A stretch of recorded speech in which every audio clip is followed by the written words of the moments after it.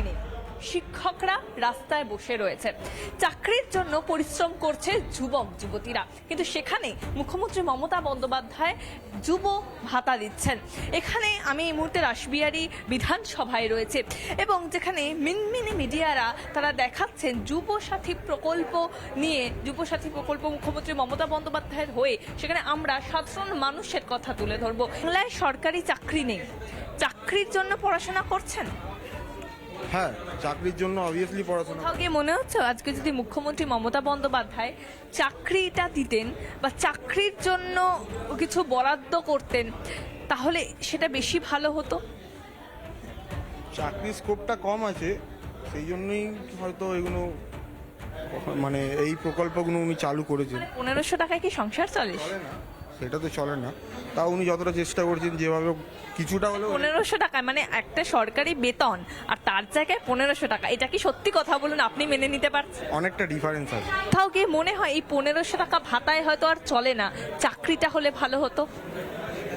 তবুও যেটুকুনি পাবে কি করবে, কিছু তো করার নেই। আশা তো সবাই থাকে যে কিছু একটা ভালো জিনিস হয়, সবাই তো চায় এটা। আমার মানে কোথাও গিয়ে সরকারি চাকরির জায়গায় ভাতাটাকে কি আপনারা মেনে নিতে পারছেন? মানে 1500 টাকায় কি একটা সংসার চলে? এটা তো হয় না, কিন্তু যেহেতু বাবা মা আছে ততদিন ওদের হয়তো কিছু হবে না।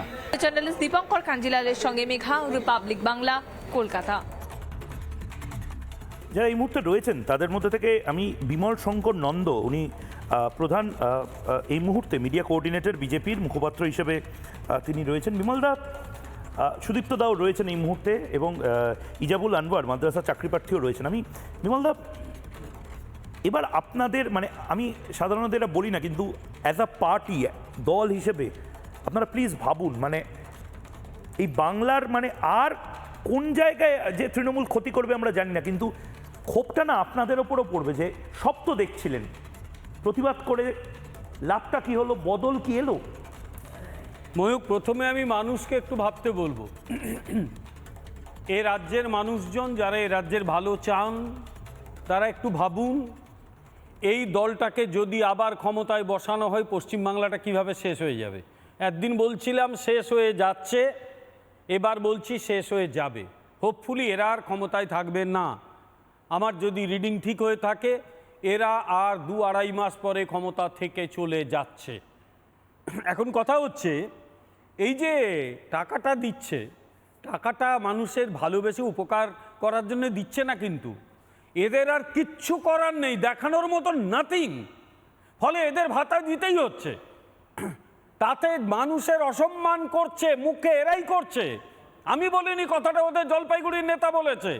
ইয়াং ছেলেরা তো সব গুটখা খায়, দিদি ওদের গুটখা খাওয়ার টাকাটা দিচ্ছে। দেখিয়ে দাও একবার, তোমাদের চ্যানেলেই দেখেছি আমি, আরও অনেক চ্যানেলে দেখেছি।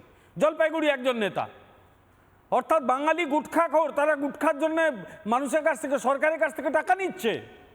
এত বড় অসম্মান ঘটানোর পর একদল জোকার আছে এই পশ্চিমবাংলায়, কিছু ফ্রিঞ্জ এলিমেন্ট, কি সব পক্ষটক্ষ, তারা তো অন্য ভাষাভাষী মানুষকে গুটখাখোর বলে, অসভ্যতা করে। এই কথার উত্তর দিতে পারেনি, প্রশ্ন করতে পারেনি যে তুমি বাঙালিকে গুটখাখোর বললে। এরা বলছে তাই, এদের মানসিকতা তাই। ছেলে মেয়েদের হাতকে গুটখা দাও, 26 টাকার পাউচ দাও, প্রশ্ন করবে না, নেশা করবে, গুটখা খাবে। আমার কথা হচ্ছে এখানে কতগুলো, আমি খুব সিরিয়াস আলোচনা করছি ময়ূক, আজকে ঠাট্টাই আর কি করার বিষয় নয়, কিন্তু কত লক্ষ সরকারি পদ অবলুপ্ত এই সরকার জানাবে কি?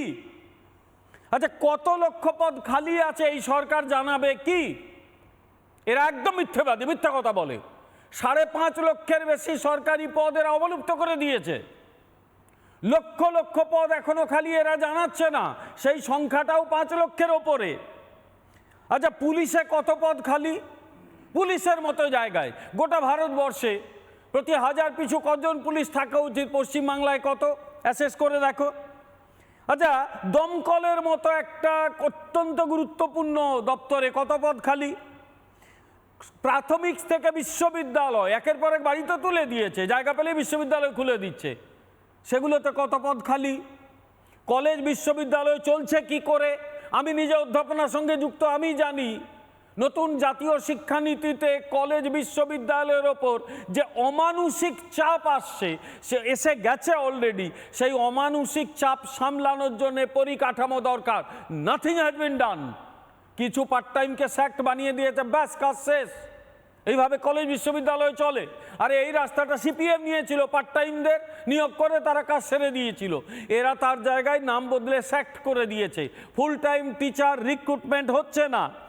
বাম আমলে 50,000-এর বেশি কলকারখানা বন্ধ হয়েছিল, এদের আমলে শিল্প হলো না। কেন জানো? তোলাবাজির কারণে। বাম আমলে একজন তোলা তুলতো, এরা 10 জন তোলা তোলে। বাম আমলে শিল্প মানে মানুষের বেকারত্ব দূর করার একটা রাস্তা ছিল, 10টা লোক অটো চালাবে, 4টে লোক একটা লোক তোলা তুলবে। এরা সেটাকে করে কি, 10টা লোক অটো চালাবে, 4টে লোক তোলা তুলবে, 4 জন গিয়ে তোলাবাজি শুরু করে দিয়েছে। অর্থাৎ এরা তোলাবাজিকে শিল্পের পর্যায়ে নিয়ে গেছে। আর যা চাকরি দিয়েছিল দেখা গেল সেটাও বেচে দিয়েছে, সব চাকরি এক ধার থেকে বেচে দিয়েছে। তার তো সবে টিপ অফ দ্য আইসবার্গ, 26,000-এর বেশি চাকরিটা গেছে, বাকি সব বেচে দেয়। আর নিজেরা আবার কৃতিত্ব নিয়ে বলে। কিন্তু এটাকে কমব্যাট কি করে করবে? যে কাজ করলে একটু মানুষ ত্রুটি হয়, বুঝতে পারছে না তা নয়, তারা বলছেন যা পাওয়া দেয় তাই হাতে, মানে চাকরি তো পাবো না, এই 50,000-1,500 টাকা যদি আসে, মানে এটা তো তাদেরকেও এখন ব্লেম করা যায় না। এগুলো মানুষের চরম অসম্মান, মানবতার অসম্মান। এই যুব শক্তি নষ্ট হয়ে যাচ্ছে। আমি শুধু এই কথার উত্তরে বলি, তুমি যে বলে আমাদের ভাবনা, একটু ভালো করে অর্থনীতিটা ভাবো। স্বাধীনতার সময়ে আর্থিক অবস্থায় গুজরাট আর কর্ণাটক কোথায় ছিল, বাংলা কোথায় ছিল? আজকে বাংলা কোথায় নেমে গেছে, গুজরাট কর্ণাটক কোথায় উঠে গেছে? কারণটা কি? তারা শিল্পায়নে জোর দিয়েছে। কর্ণাটক বা মহারাষ্ট্রে তারা কৃষিকে অত্যন্ত গুরুত্ব দিয়ে কৃষিতে উৎপাদন বাড়িয়েছে, যাতে জনসংখ্যার একটা অংশের ভালো লাভ থাকে। এখানে কি হয়েছে? নাথিং হ্যাজ বিন ডান। কিচ্ছু করেনি, এরাও করেনি।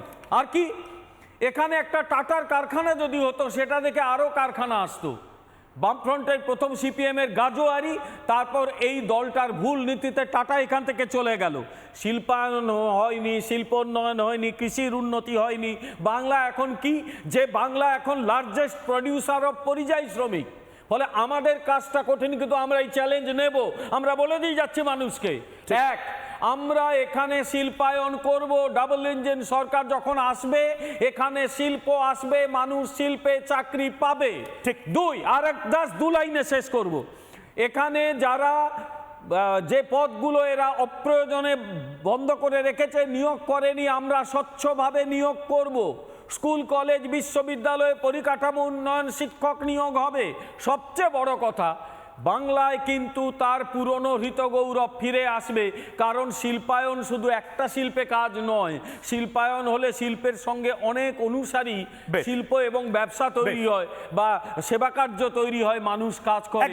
আমরা কিন্তু করব, কথা দিয়ে যাচ্ছি মানুষকে, আমরা পশ্চিমবাংলার উন্নতি করব। আমি বাংলার মানুষ, আমরা করব। নানা ধরনের কন্টেন্ট দেখার জন্য লাইক করুন, শেয়ার করুন আমাদের ফেসবুক পেজ, সাবস্ক্রাইব করুন আমাদের ইউটিউব চ্যানেল। পাশাপাশি অন্যান্য ব্রেকিং নিউজের জন্য অবশ্যই চোখ রাখুন রিপাবলিক বাংলায়।